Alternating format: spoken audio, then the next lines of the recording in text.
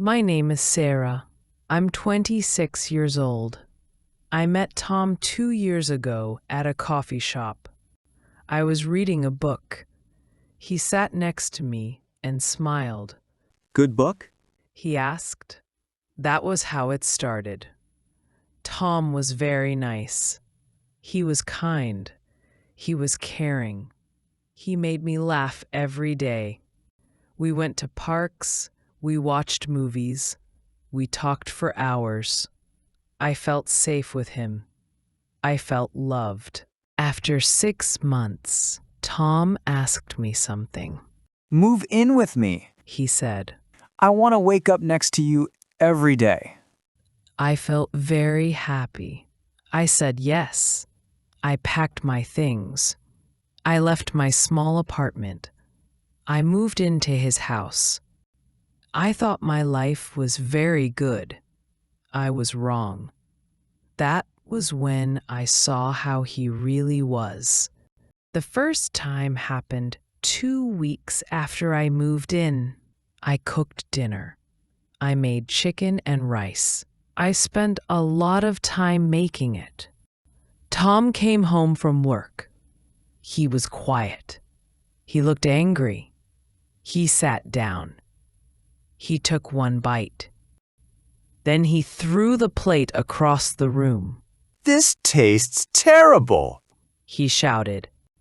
I jumped. I was shaking. I'm sorry, I said. I can make something else. He stood up fast.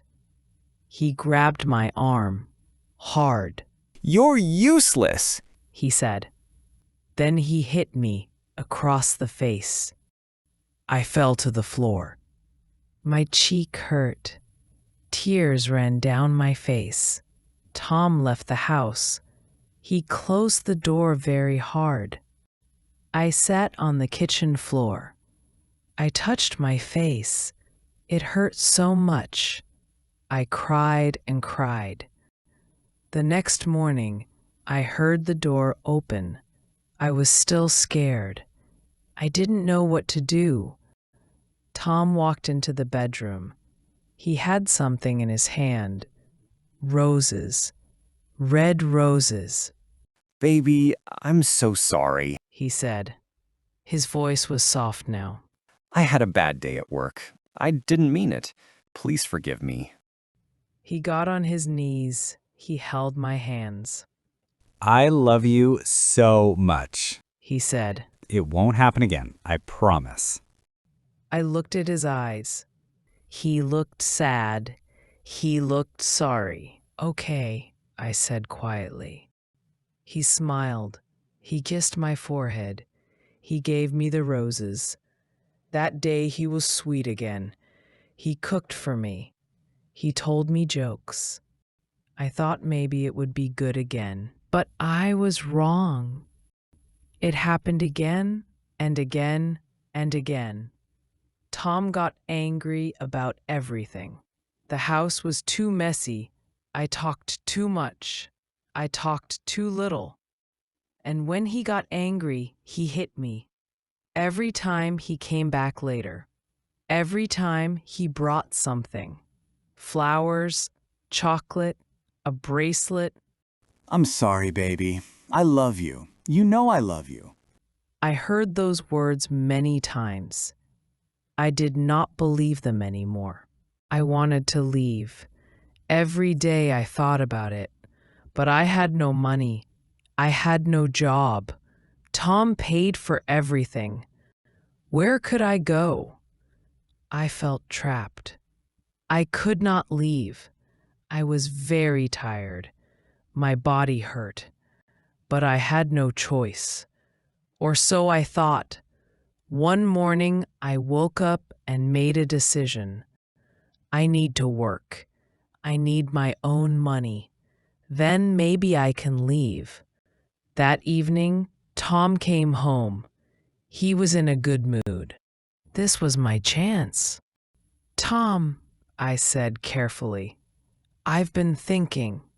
I want to find a job. He stopped. He looked at me. A job? he said. Why? I want to do something. I want to help with money. His face changed. His jaw got tight. You don't need a job. He said. His voice was cold now. I take care of you. Isn't that enough? Yes, but But what? he stepped closer. You think I can't take care of you? No, that's not what I meant. I said no, Sarah. His voice was loud now. You're not getting a job. End of discussion. My heart sank, but I didn't say anything more. I just nodded. That night I lay in bed. Tom was asleep next to me. I stared at the ceiling. I thought a lot. He said no. But maybe he doesn't have to know. I got an idea. It was dangerous, but it was my only idea. I could work from home, in secret. The next day, Tom went to work. I was alone. I opened my old laptop. I searched online. I found it. Remote typing work. People sent handwritten documents. I typed them. They paid me. The money went straight to a card. My card. One Tom didn't know about. My hands shook as I signed up. This was it. My secret plan. Tom came home that evening. I acted normal. I cooked dinner. I smiled.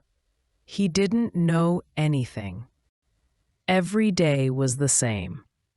Tom left for work at 8 a.m. The moment the door closed, I ran to my laptop. I hid it under the bed. I took it out only when he was gone. I worked fast. I typed and typed. Each job paid $10, sometimes $20, sometimes more. I saved everything, every single dollar.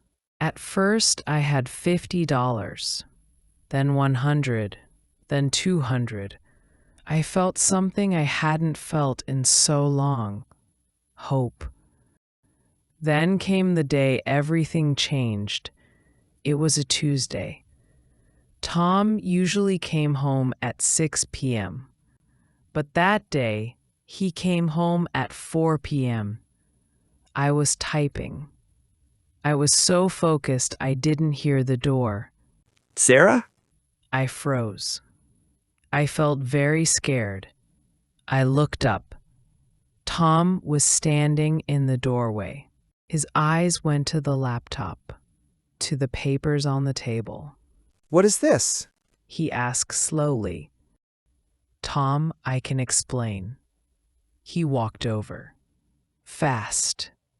You're working? His voice was shaking, not with sadness, with rage. I just wanted to help, I told you no! he shouted. I told you no!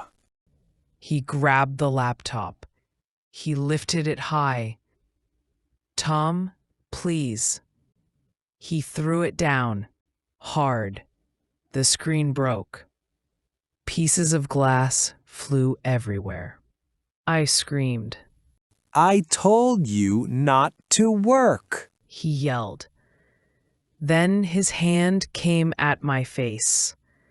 I did not see anything for a moment. When I opened my eyes, I was on the floor. I felt blood in my mouth. Tom stood over me. He was breathing fast. You don't listen. He said. You never listen. Then he left. The door slammed. I lay there. I couldn't move. I couldn't think. I just cried. That night, I didn't sleep. I sat on the floor. I looked at the broken laptop. I looked at my life. I was so sick of this, so sick of being scared. so sick of the pain, but I was also terrified. What if I left and couldn't make it? What if he found me? I could not decide.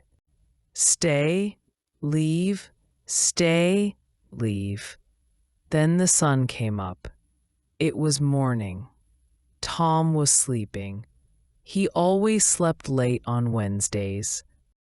I looked at him. This man I once loved. Now I just felt empty. I made my choice.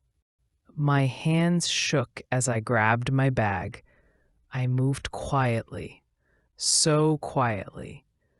I packed my clothes, not all of them, just enough. I packed my papers, my ID, my birth certificate, and most important, I packed the card with all my secret money. I had almost $500 now. It wasn't much, but it was mine. I walked to the door. My heart was beating fast. I put my hand on the doorknob. I looked back one more time. This house, this prison. Then I opened the door. I went outside. I felt free. I started walking. Then I started running. I ran and ran. I didn't look back. Not once. I took a bus. It took me far away to another city, a place Tom didn't know. I felt scared the whole ride. What if he woke up? What if he came after me? But the bus kept moving, and I kept going. I arrived in the new city at night. Everything looked new, but I wasn't scared anymore. I felt something else. I felt strong. I found a small house to rent. It was tiny, just one room, but it was cheap. I used my saved money. The first night in my new home, I cried, but these were happy tears. The next week, I found a job, a real job at an office. I typed documents. I answered phones. I filed papers. My boss was kind. My coworkers were nice. No one hit me. No one shouted at me. I was free. Every morning I woke up and smiled. Everything was very good. I started to feel like myself again. I started to smile and laugh. I'm Sarah. I'm 26 years old. I'm a survivor, and my story isn't over yet. Sarah survived and ran away, but her story is not finished yet. What would you do if you were in her place? Would you run away too? If this story inspired you, like the video. For more stories, subscribe to the channel. Lesson of the day. Sick of. Sick of means to be very tired of or annoyed by something. Examples from the story. I was so sick of this. So sick of being scared. So sick of the pain. More examples. I am sick of eating the same food every day. He is sick of doing homework.